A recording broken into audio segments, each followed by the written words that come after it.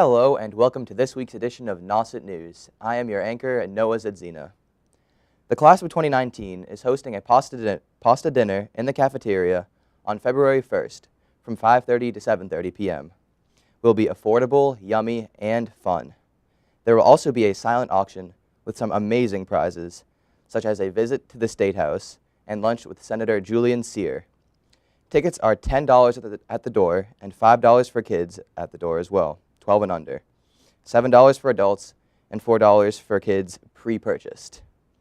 Tickets can be bought at lunch or at school sporting events. If you have any questions, please contact 2019 Valentino V at nausetschools.org. Midterm exams are coming up. They will be starting on Tuesday, January 23rd and last through Friday. Dismissal will be immediately after the end of the last exam on every test day. There will be no advisory on Wednesday, January 24th, due to mid-year exams. Reminder, the deadline for submissions for the Independence House's third Cape-wide art contest for all high school students is January 31st, 2018. The celebration event for all students is February 15th at the Doubletree Hotel in Hyannis. All information can be accessed on their teen website, www.independencehouseteens.org. Interested in technology? Take a look at the MIT Summer Institute brochure and contact Ed Romer at romere@nausetschools.org to get an account set up. Be part of the future of engineering and have fun doing it. Now for the lineup. Our top story is about the Martin Luther King Walk in Wellfleet this past Monday, MLK Jr. Remembrance Day, and will be done by Wyatt Gaynor. Our High Five Student of the Week will be a freshman standout on the girls' basketball team, Michaela Hutchinson, and she will be interviewed by Connor Canisi and James McCulley. Sports will be brought to you by Josh Devlin. Things to Do will be done by Abby Wright and Tori Shee. Fashion Tip will be done by Nicole Shealy. The Special Report is by Isabel Merle and is about preparing for mid-years. Our very own Comedy Break Room will be done by our very own Nigel Diamond and Andrew Evans. Talent Search to be done by Parker Cameron. Political Spotlight with Jack Auer. Student Council Update by Jordan Auer. And last but not least is a health tip by Neely Rose about the importance of getting a flu shot. That's it for the roundup. Now on to our top story. Have a great day. Hi, I'm Wyatt Gaynor with Marcus Giuliani, who recently participated in the MLK Walk over the weekend. So Marcus, how has this MLK Walk affected you? Well, that's a great question, Wyatt. I definitely learned a lot and saw some amazing faces that came out to support such an important cause. You know, every year on Martin Luther King Day, we really get to reflect on the importance of civil rights and, black rights movements. And so it's just amazing that people could come together and celebrate peace and celebrate Martin Luther King. Now, is this a type of walk you would think about participating in again? Oh, absolutely. Anytime there is a walk for a cause that I believe in, I will be sure to be there with good sneakers on. Okay, so Marcus, where was this? Where did this walk take place? So the walk took place in Wellfleet, and it was a beautiful celebration. It wasn't the best day, but definitely the weather didn't hold anybody back. Nice. And how many people do you think participated in this walk? Oh, there was a lot of faces. It was great to see everybody, such a diverse crowd. I don't really know how many people were there in total, but it was a great crowd. Marcus, how has your knowledge of Martin Luther King affected you during this walk? Well, I definitely got to pick up a lot of facts and great background information about Martin Luther King through my school experiences.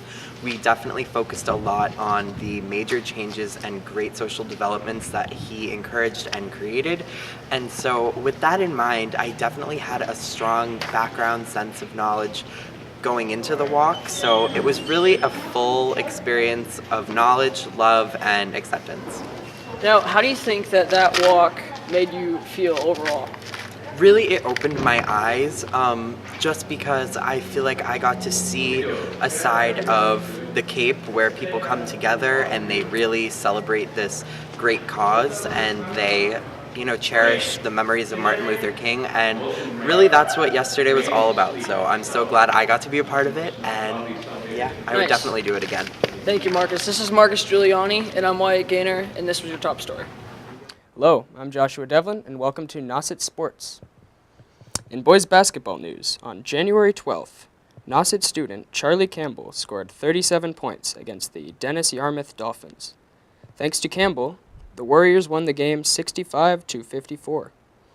Campbell was praised by the DY coach, saying, "He's a tough kid who plays hard. He takes no plays off, and that kid is always going to be around." Also playing well was Abdel Talabi, who scored 10 points. The next game will be on January 16th versus Sandwich at home. In girls basketball news, girls basketball had a big win against DY 57-28 on Friday, January 12th. The game was held away at DY, and playing well was Michaela Hutchinson, freshman, who scored 12 points and a quadruple three-pointer for those 12 points. Avery Burns with 8 points and Francesca Ganella with 6 points, who both scored double three-pointers. The girls are having one of their best seasons yet and are hoping to bring home an ACL title later this year. Their only loss so far has been against Old Rochester, and it was a nail-biter, which they lost only by 3 points. In wrestling news, the Nauset wrestling team had a tri-meet in Plymouth South on January 13th. The Nauset wrestling team easily overpowered South Shore Vocational Tech, but were later crushed by the might of the Plymouth South D1 team. In swimming news, the Nauset Warriors swim teams had both meets on islands of Nantucket and Martha's Vineyard. Nauset swimmers defeated Martha's Vineyard 91-27 on Thursday, January 11th, and lost to Nantucket 76-107 on Saturday, January 13th. Swimming well in both meets were swimmers Gabby Dodoli, Jr., Jack Johnson, Sr., who also set the new school record in the 200-yard IM, and Coleman Norton, Sr. The next swim meet will be held at Willie's Gym against Pope John Paul on January 18th. And for boys hockey, on January 10th, Nauset boys hockey faced off against Falmouth, losing 2-4. The Nauset Warriors had a hard-fought battle against Falmouth. Contrary to this was the game versus DY on January 13th at Tony Kent Arena. Nauset Warriors were victorious against the DY Dolphins 2-0. Players such as Jonathan Tulloch, Shane Silva, and Liam Lawless led the Warriors to a win against the relentless Dolphins. This has been Joshua Devlin, and this has been Nauset Sports. Have a wonderful day, and catch you at the games. Hi, I'm Parker Cameron, and today I'm here with Seamus Murphy. and this is going to be your talent search. So, Seamus built this beautiful gun rack. It's still a work in progress. Right now I've engraved pheasants and I've covered them in paper, so I'm going to spray paint it black and then I'm going to stain the whole thing a nice dark brown and the pheasants will stand out nice. Also, I'm pretty happy with these. I used a drill instead of the bandsaw and they came out nice and round and I spent a lot of time sanding it. How did you get the birds in the wood? We used something called the robot, and we programmed a picture of 2 pheasants, and we had to measure the size of the wood and place them where we wanted them, and then flip the image and just like mess around with them for a while, and then a very fine-tipped machine just goes through and traces out what we picked out. I see. So, how long do you think it's going to take you to fully complete it? Well, I built the whole thing in one day. Wow, that's believe it or impressive. not. That's impressive. But the birds took another 2 classes, and I think next wood shop is our last wood shop, and I think I'll be finished by then. Nice. So I'm Parker Cameron, I'm Seamus Murphy. and this has been your talent search. Hi, I'm Nicole Sheely, and this is your fashion tip. Something very trendy right now is corduroy pants. The wide fit and the low waist gives off a very easy 70s vibe. They're both fashionable, yet keep you warm in the cool weather. Puffer jackets are very trendy this season. They come in a variety of colors and are a great addition to any outfit, and they also keep you warm as we move further into the winter season. Big turtlenecks are a great winter piece. They're both comfortable and cute. They give a nice oversized look, and they also come in a lot of different colors and go with any outfit. Colors such as red and yellow add a great pop of color that will make you stand out. A cute accessory is hoops. They add a flair to any outfit and make you look more put together. I'm Nicole Sheely, and this was your fashion tip. You're watching Break Room, voted the #1 way to decrease your SAT score.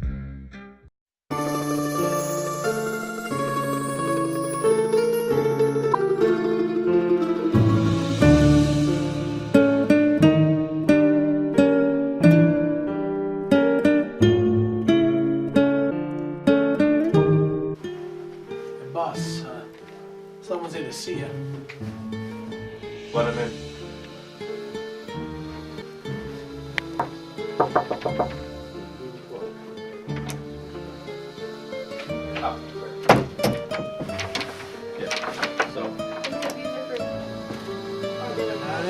been expecting you.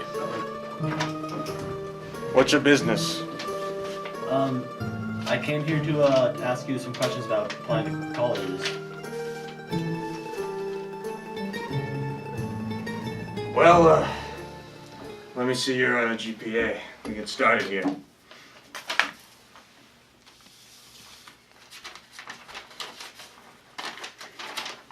Ooh, that's bad. I think you gotta check these again. Who's the guidance counselor? This That's what guy. I'm here for. No. Hey, I already looked at it. I know what I'm dealing with here, all right? And I know I can help you. Why is your GPA so low? I'm failing math, sir. Math. It's one of my not strong points. Failing math? Math. Well, I can do something about that, all right? I know a guy.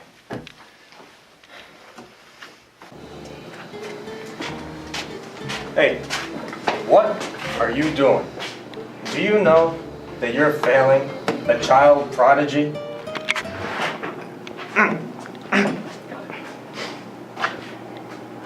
Child prodigy, huh? Look, I'll give you $4,000 if you just pass the kid. All right, well, your GPA may be busted, but that's okay. I mean, a lot of colleges nowadays don't even look at the GPA. They just want the SAT score. So, tell me, Connor, what do you get in your SAT? Well, I'll tell you and I'll show you. Whole 15. 1,500? That's not that bad. I mean, that's pretty good, actually. No, sir. 15. Take away the zeros.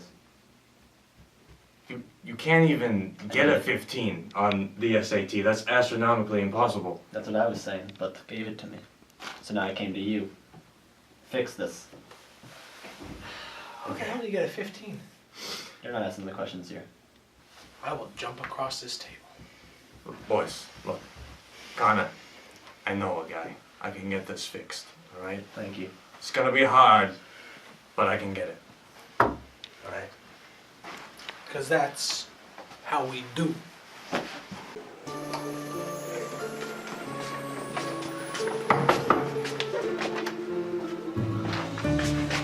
Get away! Well, Connor, there's nothing I can do, really. I mean, I tried everything. I tried $4,000, and that's all I got, and it didn't work. How about 5,000? Look, We didn't try 5,000. I'm not the wealthiest man in the world, Connor. I understand, Papa. All right, well, look, I'm sorry. There's nothing I can really do for you at the moment, so go back to your class, all right? Okay. Thank you. Yeah. Hey, boss, called you Pablo. Prosciutto, what is this I hear about you bribing teachers? How does $4,000 sound? Finally, after a long day, I can go home and get some rest.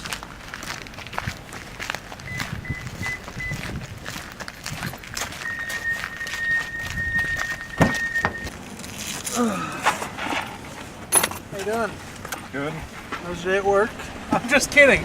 I was there. Yeah, another good day at work. Yeah, you can say that again. Yep.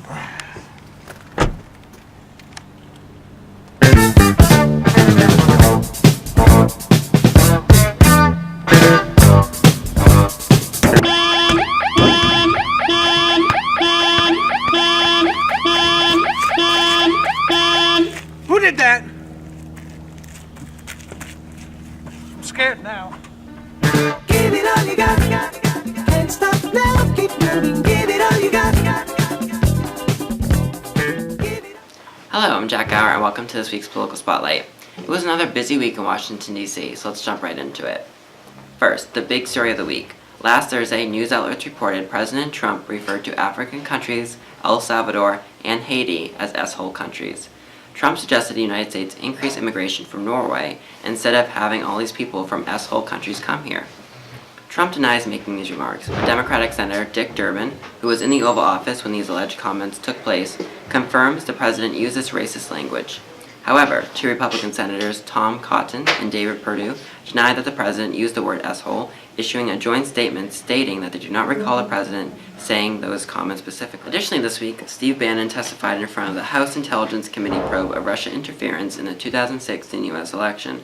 Bannon was also subpoenaed by Special Counsel Robert Mueller, so Political Spotlight will keep you updated in the coming weeks. Finally, at the time of this airing, the government may be shut down. Democrats and Republicans have been unable to pass a deal on DACA, and if a compromise is not reached by Friday night at midnight, the lights will go off at Capitol Hill. This has been this week's Political Spotlight. Thank you. I'm Jack Auer, and stay informed. I'm Tori Shee. And I'm Abby Wright. With this week's Things to Do. With the weather getting cooler, there are a lot of fun, warm indoor activities to be doing around Cape Cod. Saturday, January 20th, at the East Sandwich Grange Hall, there is a New England Contra Dance Night starting at 8 p.m. Saturday, January 21st, is the Music and More concert series at the Cape Cod Museum of Fine Arts in Dennis at 2:30. Tuesday, January 23rd, at the Dennis Public Library is the Handcraft Art Group at 2 p.m. Thursday, January 25th, at 6 p.m., is the Stellwagen Symphonette at the Harvest Gallery Wine Bar in Dennis. Saturday, January 27th, at the Cape Cod Resort in Hyannis, is Comedy on the Road Dinner and Show. Finally, Monday, January 29th, at the Hyannis Public Library, is Music and Movements, ages 5 and up, starting at 1 p.m. There are a lot of fun activities around Cape Cod, so everyone is sure to stay warm and busy these next few weeks. Now over to Abby with some highly rated new movies.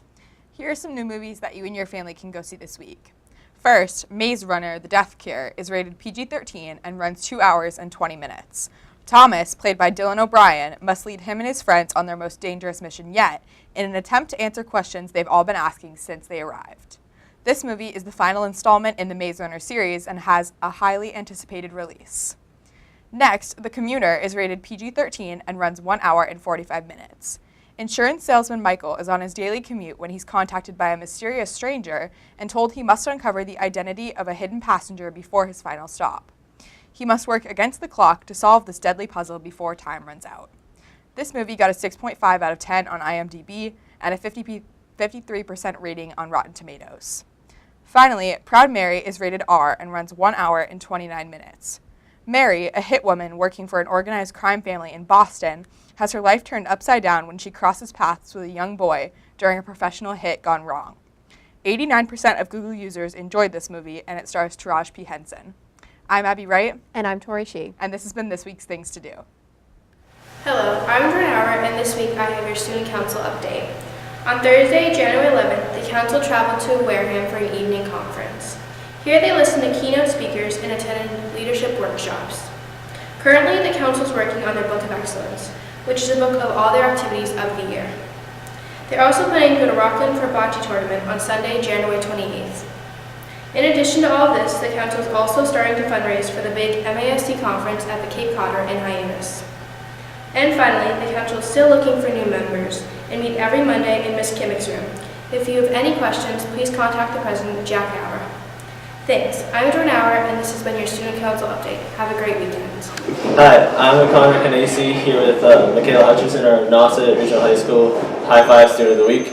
Michaela is a star freshman basketball player on the varsity team. So Michaela, how long have you played basketball for? I've been playing basketball since I was 5. That's a pretty long time. So how different of a change was it from middle school basketball to jump to varsity?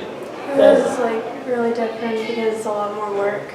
Yeah, I bet everyone must have been a lot stronger and bigger than before. So being one of the younger people on the team, how did the older people on the team themselves really take you in? They treat me very well because they know more and they just help me with everything. That's good. So who do you think is your hardest team to play against this year? So far, the hardest was probably Falmouth Academy, even though they're not the team that we lost to. Who do you think your hardest team coming up will be?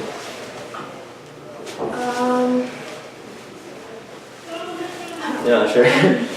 So who else really contributes a lot to the team or helps the team do so well? It's not really like one person because everybody does something different to help. So it's a real team effort, I guess. And that's it here at 5. And we'll see you later, Nauset. Hi, I'm Neely Rose, and here's the health tip of the week. Every winter, 3 million Americans are affected by the flu. The flu spreads easily, and the most common symptoms are a runny nose, headaches, fatigue, and fevers. It can be treated using fluids, rest, and decongestants. Lately, the flu has been in the spotlight as it seems to be particularly bad this year. It's shaping up to be one of the worst flu seasons in recent years. In addition, the vaccine is proving to be less effective than usual. However, experts are still highly recommending getting the flu shot as it can ease the severity and duration of symptoms if you get the flu. Children are extremely vulnerable to the flu as well, but the shot has been shown to reduce risks of death.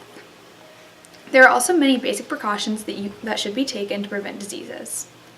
Remember to wash your hands and avoid contact between your hands and your mouth. If you are sick, cover your cough and stay home from school if you can afford to. In addition, try to exercise and get outside for a little vitamin D. Remain hydrated and eat nutritious foods. If you feel a cold coming on, cut your sugar intake. In conclusion, take healthy precautions and avoid work and school if you are already sick. And remember, it is never too late to be vaccinated. Hello, I'm Isabel Merle, and I'm here with today's special report. Today I'm going to be interviewing Jack Auer, fellow Nauset News reporter, student council president, and one of the top students of his class, about how to prepare for mid-year's exams. So Jack, what are your biggest exams next week? Definitely my AP classes, AP Environmental Science, AP Econ, and AP Stats. AP classes are a lot harder, and a lot of my exams are actually practice AP exams. So how I plan on studying for those is to still look over my tests and quizzes that I've taken, as well as my notes, and maybe watching YouTube videos. Also, Nauset is a great source for studying. So could you speak a little bit about some of the resources available to the students? Sure. So I'm in National Honor Society, and we offer peer tutoring. And on a document shared with the entire school is when National Honor Society members are available for tutoring and for what specific subjects. So if you have any problems that you want to be addressed before your exam, I would definitely go on to that document and see what day and what time a student will be, working on that topic with you. Thank you, Jack. Good luck on your exams. Thanks, you as well. I'm Isabel Merle. Thank you, and have a great weekend.